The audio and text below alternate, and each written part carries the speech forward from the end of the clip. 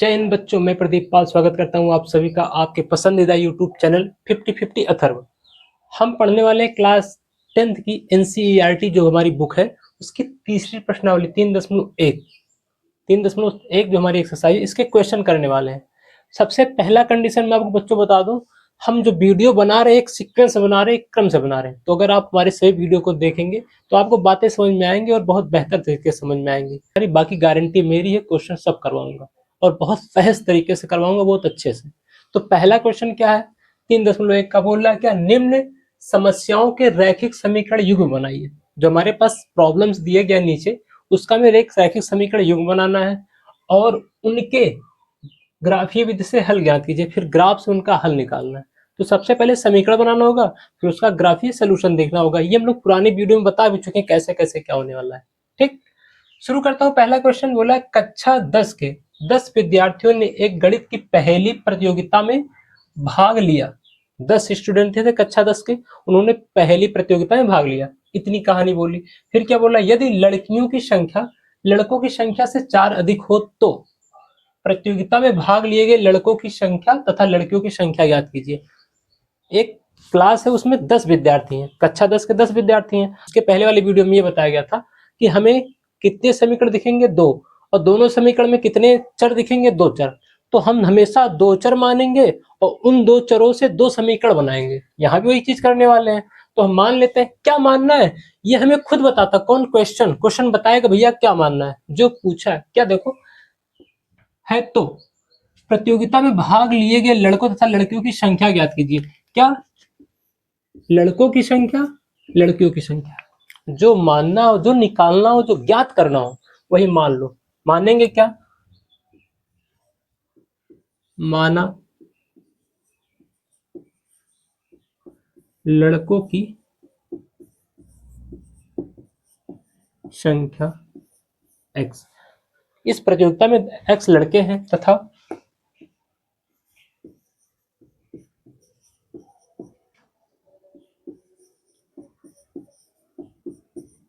लड़कियों की संख्या y। जो हम क्या माने, लड़कों की संख्या x मान लिया गया, लड़कियों की संख्या y मान लिया गया। अब आते हैं कुल कितने विद्यार्थी हैं। देखो कक्षा 10 के 10 विद्यार्थी हैं। विद्यार्थी बनेंगे कैसे, जो गर्ल है जो बॉय है दोनों मिला के रहेंगे ना। स्टूडेंट आपके क्लास में कैसे होंगे, गर्ल और बॉयज मिला के होते हैं। तो कितने हैं टोटल, 10। वो 10 आएंगे कैसे, लड़कों लड़कियों को प्लस करके, दोनों को जोड़ के जो बचेंगे। तो होगा क्या, अकॉर्डिंग टू क्वेश्चन, हमारा क्या होगा, विद्यार्थियों की संख्या क्या हो जाएगा, x plus y equal to 10। बनाने का तरीका बस सीख जाओगे, बहुत आसान लगेगा, बस वीडियो को पूरा देखते रहिएगा आप। विद्यार्थियों की संख्या 10 था तो विद्यार्थी कहां से हुए हैं, x प्लस वाई करने से लड़कों की संख्या लड़कियों की संख्या अगर जोड़ दें टोटल 10 विद्यार्थी हैं। फिर क्या बोल रहा है, लड़कियों की संख्या लड़कों की संख्या से 4 अधिक है। जो लड़कियां हैं वो कितना है, लड़कों से 4 अधिक। लड़कियां है कितनी, y। तो मान लेते y क्या हो जाएगा, लड़के कितने भैया, x। तो जो लड़कियों की संख्या है, लड़कियों की जो संख्या है क्या है, लड़कों की संख्या से 4 अधिक है। जो लड़के होंगे उनसे 4 ज्यादा होगा। लड़के अगर 3 होंगे तो लड़कियां कितनी होंगी, 4 में 3 जोड़ देंगे तो 7 लड़कियां होंगी। 4 में 3 जोड़ेंगे तभी 7 होंगे ना, तो 4 अधिक हो गया। ये समीकरण 2 हो गया, पहला समीकरण। दूसरा समीकरण, अब इसका हमें क्या बोला था, ग्राफीय विधि से हल ज्ञात कीजिए। ग्राफ बनाना होगा, हल निकालना होगा। तो जब भी हम समीकरण का ग्राफ बनाएंगे तो उस एक समीकरण के लिए 2 बिंदु चाहिए, हमेशा 2 बिंदु चाहिए। 2 से ज्यादा भी हो जाता है, कम हो जाता है, लेकिन जरूरत हमें 2 की होती है। तो हम एक समीकरण को ऊपर लिख लेते हैं जिनका ग्राफीय हल निकालना है, x plus y equal to 10। इसका ग्राफियल निकालना है तो एक समीकरण पे x का कुछ कुछ मान रखते जाएंगे, y का मान मिलता जाएगा। ऐसे हम लोग कर लेंगे। तो x का मान क्या रख रहा हूं मैं, 3। ये मान लिया गया है। ये जब x का मान 3 रख रहे हैं तो क्या हो जा रहा है, 3 plus y equal to 10। Y equal to कितना आ रहा है, 7। x इक्वल टू 3 लिया गया तो y इक्वल टू 7 आया। ये आया क्या, तो हम लोग बिंदु कैसे लिखते हैं, जो हमारा पहला बिंदु होगा। बिंदु लिखा कैसे जाता है, जब भी बिंदु को लिखा जाता है तो पहले x लिखा जाता है। हम लोग क्लास 9 में सब पढ़ के आए भैया, बिंदु जब भी लिखना होगा पहले एक्स लिखना फिर वाई। एक्स कितना आया 3, वाई कितना आया 7। ये हमारा पहला बिंदु हो गया। ऐसे दूसरा बिंदु मानना है, हमेशा दो बिंदु मानेंगे एक समीकरण के लिए। तो पहले समीकरण का एक बिंदु आया, फिर इसका दूसरा समीकरण निकालो, मतलब इस समीकरण का दूसरा बिंदु निकालो। इसी समीकरण को यहाँ लिखा गया। अब हम x इक्वल टू 0 रख सकते हैं, कुछ भी आप रख दिए कोई दिक्कत नहीं। तो मैं यहाँ y की वैल्यू 0 रख देता हूँ, y की वैल्यू 0 रख रहा हूँ। तो x इक्वल टू कितना आ रहा है 10, तो हो जाएगा, ये भी माना गया है। y की वैल्यू यहाँ 0 रखा गया तो x इक्वल टू आया 10। जब y की वैल्यू 0 रखा रहा तो x की वैल्यू 10 आ रही। बिंदु क्या बनेगा दूसरा वाला? दूसरा बिंदु बनेगा हमारा 10,0। पहले x लिखना है तो x कितना आया था 10 लिखा गया। फिर y लिखना है तो y 0 आया 0। पहला बिंदु यहाँ आया है, दूसरा बिंदु यहाँ आया है। ठीक, ये दो बिंदु आ गए हमारे। ऐसे इसके भी दो निकालने हैं। अब दूसरा जो समीकरण इसके भी दो बिंदु निकालने हैं। तो यहाँ भी पहले मैं x इक्वल टू 0 लिख लेता हूँ। जब x इक्वल टू 0 तो यहाँ 0 रखेंगे तो क्या हो जाएगा y 0 प्लस 4। y की वैल्यू कितना आ जाएगा 4। तो बिंदु क्या बनेगा इसके लिए 0,4 बन जाएगा। दूसरा बिंदु निकालो। अभी एक बिंदु और निकालना है। यहाँ x इक्वल टू मैं 3 रख देता हूं तो हो जाएगा y 3 प्लस 4। तो ये कब? जब x की वैल्यू 3 रख रहा हूं, जब x इक्वल टू 3 आ रहा। जब x की वैल्यू 3 रख रहे हैं तो यहाँ पे 3 रखा गया तो y की वैल्यू कितना आ रहा है 7। ये दूसरा बिंदु हो जाएगा। जब x की वैल्यू 3 रखा गया तो y की वैल्यू आया कितना है 4, 7 आया है। ध्यान क्या रखना है, हम जब भी समीकरण को बना लेंगे तो एक समीकरण को प्लॉट करने के लिए, ग्राफ पे प्रदर्शित करने के लिए कम से कम दो बिंदु चाहिए, दो से कम नहीं चाहिए। तो हमारा पहला समीकरण था x plus y equal to 10। इसमें x का मान 3 रखा गया। जब 3 रखा गया तो 3 रखने के बाद देखो 3 इधर जा रहा है, 10 से माइनस हो जा रहा, 3 इधर जाएगा, 10 से माइनस हो जाएगा, 7 आएगा। तो पहले जब x का मान 3 रख रहे तो y का मान 7 आ रहा। तो बिंदु लिखना कैसे होता है x, y, तो 3,7। फिर इसी में y का मान 0 रख दे रहे हैं। जब y का मान 0 रख रहे हैं तो फिर x इक्वल टू कितना आ रहा है 10,0। कब y का मान 0 आ गया तो x इक्वल टू 10 रखने पर y का मान 0 आया तो 10,0 बना। कि इस समीकरण के लिए दो बिंदु आए, एक ये एक ये। ऐसे समीकरण के लिए निकालते हैं बिंदु। तो समीकरण हमारा क्या था y equal to x plus 4। y equal to x plus 4 में x इक्वल टू 0 रखा गया। 0 रखेंगे तो कोई फर्क पड़ता नहीं, 0 प्लस करो माइनस करो कोई फर्क नहीं पड़ता। तो 0 रखने पे y की वैल्यू 4 आ गई तो 0,4 पहला बिंदु बना।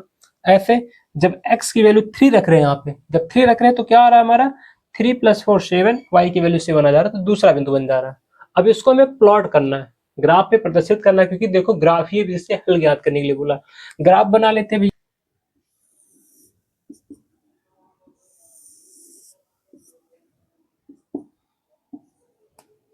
ये हमारा x y x dash y dash, ये हमारा ग्राफ हो गया। अब हम पहले एक समीकरण को प्लॉट कर देंगे। समीकरण क्या हमारा x प्लस 10, इसको प्लॉट करते हैं। तो इसका पहला बिंदु 3,7 है, x 3 है y 7 है, यानी x पे 3 चलना y पे 7 चलना। तो x पे 3 धनात्मक, धनात्मक जिसपे ये दाएं वाली दूरी धनात्मक होती है तो x पे 3 चलना। तो 0 से 1 2 3। y पे कितना चलना 7, तो चलो 1 2 3 4 5 6 7। ये बिंदु आया हमारा 3,7। ठीक, दूसरा वाला बना लेते हैं। दूसरा क्या बन रहा है 10,0, यानी x पे 10 चलना y पे 0 चलना। तो चलते हैं भैया, x पे 10 चलना 1 2 3 4 5 6 7 8 9 10। y पे 0 चलना यानी y पे चलना ही नहीं, तो यहाँ पे हो जाएगा 10,0। ये दूसरा बिंदु हो जाएगा। इस समीकरण के लिए एक बिंदु ये था, दूसरा बिंदु ये था, दोनों को ज्वाइन कर दें। तो ज्वाइन करने के बाद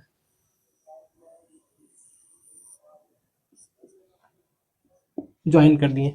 पहले एक समीकरण को प्लॉट कर ले, नहीं तो बहुत बच्चे गलती कर देते हैं, इसका बिंदु इससे मिला देंगे, इसका बिंदु इससे मिला देंगे, घाच माच कर डालेंगे। तो सबसे पहले एक समीकरण को बनाओ, उसके बिंदुओं को ज्वाइन कर लो, उस समीकरण का नाम लिख दो। यहाँ लिख देता हूं मैं, यहाँ पे मेरे पास थोड़ी सी जगह का शॉर्टेज है, बाकी आपको सब कुछ समझा दूंगा अच्छे तरीके से।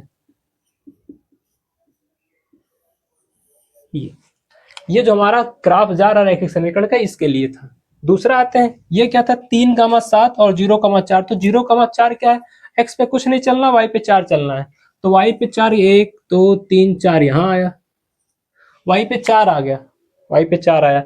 एक्स पे कितना चलना है, 0, तो हो जाएगा ये बिंदु 0,4। फिर कहते हैं 3,7, यानी एक्स पे 3 चलना, वाई पे 7 चलना। एक्स पे 3 चलते हैं, 1 2 3, वाई पे 7 चलना है, ये आया।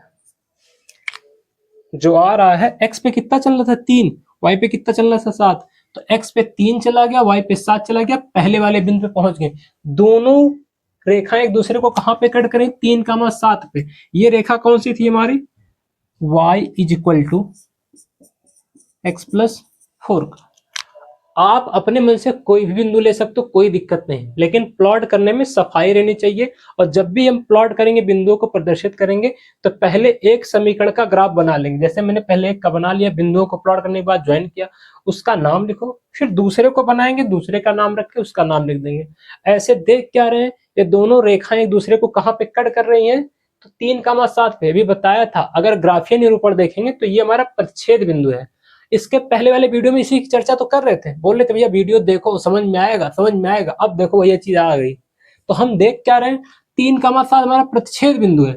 पूछा क्या था, ग्राफीय विधि से हल ज्ञात कीजिए। हल निकल गया भैया। देखो लड़कों की संख्या क्या माने थे, एक्स। तो एक्स पे कितना चले यहाँ पे, जहां पे ये दोनों कट कर रहे हैं, एक्स पे कितना चला यहाँ पे 3। लड़कियों की संख्या वाई माना गया था, वाई पे कितना चलने के बाद ये बिंदु मिल रहा है, जो दोनों पे है, जो दोनों को परिच्छेद कर रहा है, वो क्या है 3,7। तो आंसर हमारा क्या हो जाएगा, 3,7। 3,7 मतलब लड़कों की संख्या 3 है, लड़कियों की संख्या 7 है। माना गया था x, तो x वाले देखो 3 दूरी चलने के बाद यहाँ पे कट कर रहा है, y वाले पे देख 7 दूरी चलने के बाद कट रहा, तो दोनों बिंदु, दोनों रेखा एक दूसरे को 3,7 पे काट रहे हैं। यही हमारा क्या हो जाएगा, उभयनिष्ठ पॉइंट हो जाएगा, उभयनिष्ठ बिंदु हो जाएगा, जो दोनों के लिए है। तो आंसर क्या हो जाएगा, लड़कों की संख्या 3 है, लड़कियों की संख्या 4। ऐसे मैं हर एक वीडियो को आपको दिखाई रहा हूँ, कितने डिटेल्स में पढ़ा रहा हूँ आप खुद ही समझ जाएंगे। बस विश्वास मेरे पर रखिएगा, मेहनत भाई दोनों करनी पड़ेगी। मेरे चैनल का नाम ही 50-50 अथर्व। 50-50 का मीन्स मैं यही निकालता हूँ कि बच्चा जो करेगा 50% वो करेगा, 50% टीचर्स करते हैं, दोनों का मिला के 100% होता है। तो ये मेरा जो अप्रोच है, उसी अप्रोच पे आज भी काम कर रहा हूँ। उसके आज 4 साल ऑफलाइन में वही काम करते आया हूँ। धन्यवाद।